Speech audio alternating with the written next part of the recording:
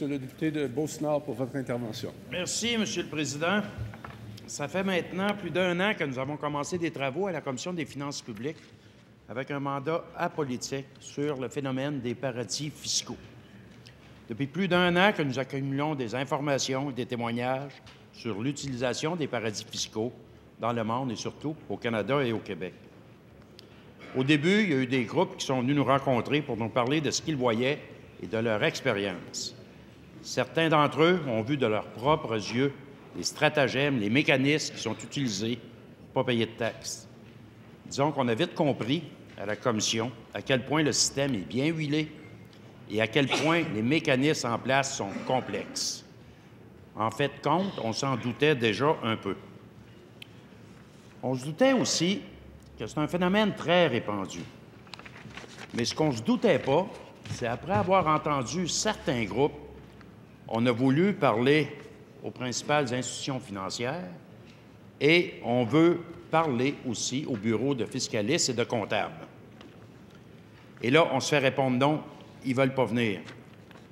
Après 2 invitations, à la 3e fois, les banques ont décidé de venir, les institutions financières ont décidé de venir nous rencontrer, sans ça, on les convoquait. Il faut dire que le Québec se prive annuellement de 800 millions de dollars, un montant estimé qui est très conservateur, 800 millions de dollars annuellement en revenus fiscaux.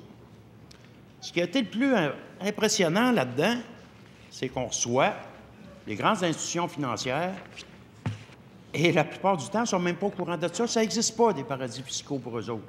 C'est pas nous sommes juste...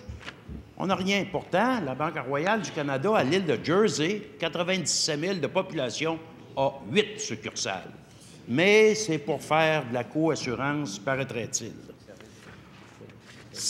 En termes d'équité fiscale et de justice sociale, se faire répondre ça par les institutions financières, Monsieur le Président, c'est aberrant.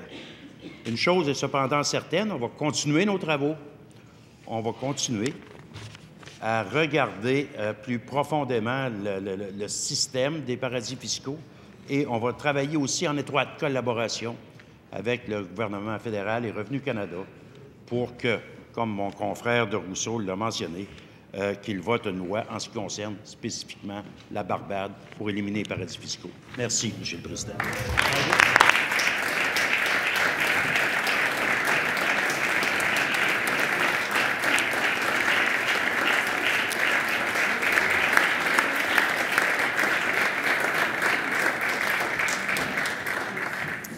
Merci, Monsieur le député de Beauce-Nord.